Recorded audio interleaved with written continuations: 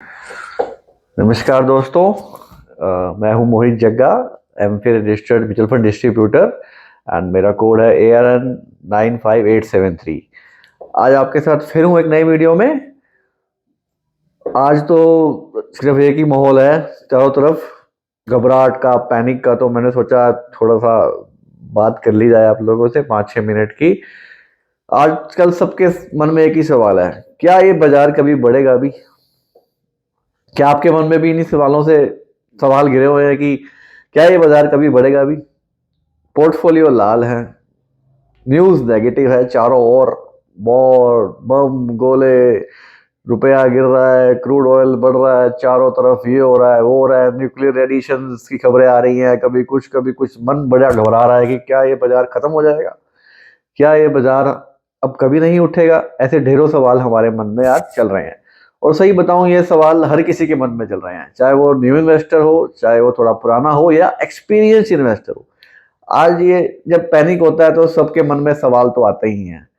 तो सोचा आज इस वीडियो के जरिए कुछ आपसे बात करके आपका कुछ थोड़ा सा नजरिया बदलने की कोशिश करी जाए कि होता क्या है। सबसे पहले ये देखिए कि बाजार का गिरना इट्स वेरी मच नॉर्मल। बाजार कोई पहली बार नहीं गिर रहा। ये तो जब से बाजार का 1979 से सेंसेक्स ये आया है, तभी से उतार चढ़ाव चलते आ रहे हैं।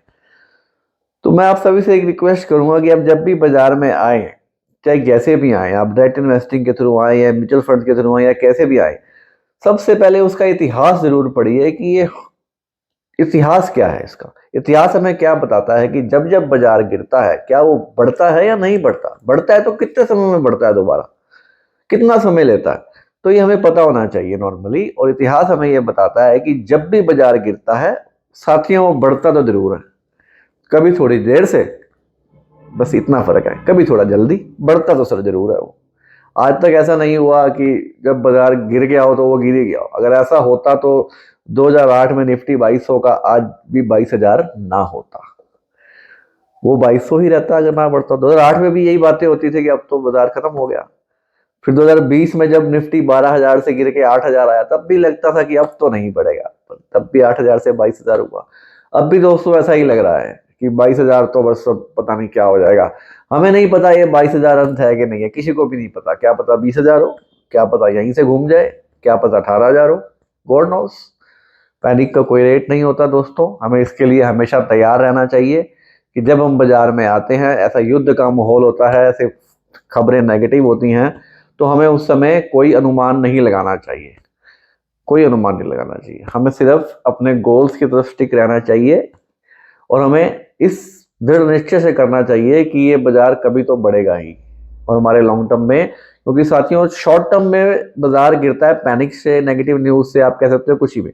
लंबी अवधि में बाजार दो ही कारणों से बढ़ता है, फंडामेंटल्स, इकोनॉमी, और इकोनॉमी में ग्रोथ।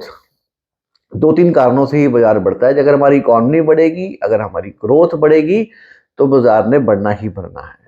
आज निफ्टी का जो ईपीएस है वो लगभग 1150 के आसपास है। कि टोटल निफ्टी की जो कंपनियां हैं, 50 कंपनियां, उनकी वो अर्निंग कितना कर रही है, तो 1150 की उनकी ईपीएस है। जब ईपीएस को पी से मल्टीप्लाई कर दिया जाता है तो वो निफ्टी का भाव निकल आता है। तो आज की डेट में हम एक बहुत ही रीजनेबल वैल्यूएशन पे अब आ चुके हैं। जो हम पिछली 10 साल की एवरेज का देखें तो उससे अब निफ्टी 10-15% सस्ता हो चुका है। बट बॉटम कहाँ बनेगा, कब बनेगा, ये किसी को नहीं पता। ना ही आप कभी इस बारे में अनुमान लगाइए कि आज मैं ले लूं तो बस यहां से बढ़ता ही जाएगा। दोस्तों, ऐसा कभी नहीं होता। बस अपने मन को पक्का रखिए, ये मत सोचिए कि ये अंत है। करेक्शन में क्या होता है कि जब बाजार ऊपर जा रहा होता है तो सभी निवेशक उसमें गाड़ी में चढ़ने को होते हैं, और जब बाजार नीचे जा रहा होता है तो उसमें कोई बैठने को तैयार नहीं होता। यही हाल 2 महीने पहले था कि 26,000 पे हर कोई निवेशक उत्साहित था। आज हर कोई घबराया हुआ है। ये it's a human nature, it's a human nature. तभी इस यहाँ पे 5-10% लोग इस बाजार से पैसा कमा पाते हैं, क्योंकि ज्यादातर लोग घबरा जाते हैं। तो अगर हमारी इकॉनमी ठीक है, अगर हम ग्रोथ करेंगे लंबे समय में, तो मार्केट तो उसको रिस्पॉन्ड करता है, मार्केट तो उसको फॉलो करता है, हमारी जीडीपी को और ग्रोथ को। मार्केट खुद कुछ नहीं है, market is the slave of earning. Market तो अर्निंग्स का गुलाम है। अगर हमारी कंपनीज ग्रोथ करेंगी, हमारी इकॉनमी ग्रोथ करेगी, तो बाजार को तो ग्रोथ करना ही पड़ेगा, उसमें कोई वो ऑप्शन नहीं है। कई बार क्या होता है इस बाजार में, बाजार is very sometime get so irrational. यहाँ पे कई बार बहुत ज्यादा गिर जाता है और कई बार बहुत ज्यादा बढ़ जाता है। और आयरनी क्या है कि जब बहुत ज्यादा बढ़ जाता है तो सभी इंडियन रिटेल इन्वेस्टर की एंट्री तभी होती है, और जब बहुत ज्यादा पैनिक हो जाता है तो कोइंसिडेंटली स्मार्ट इन्वेस्टर्स की एंट्री तब होती है। तो यही प्रॉब्लम है कि स्मार्ट इन्वेस्टर ही पैसा कमा पाते हैं इस बाजार से, क्योंकि वो फेयर को बाय करते हैं। तो आज का वीडियो में बस इतना ही था कि दिस शैल टू पास, ये भी समय भी गुजर जाएगा।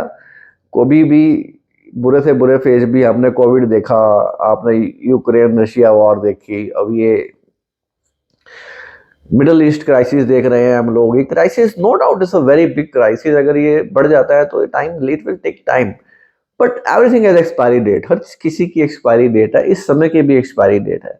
तो डिसिप्लिन से, जो मैं हमेशा कहता हूँ, एसेट एलोकेशन अगर हमने कर रखी है, आपने डिसिप्लिन अप्रोच बना रखी है, तो नो नीड टू वरी, इसमें कोई घबराने की जरूरत नहीं है। This shall too pass.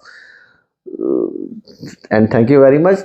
This video as हमेशा की तरह मैं आपको डिस्क्लेमर दे रहा हूँ, only for education purpose, and as a mutual fund distributor I am giving a disclosure. Mutual fund investment are subject to market risk. Please read scheme related document carefully before investing. Thank you very much. Bye bye.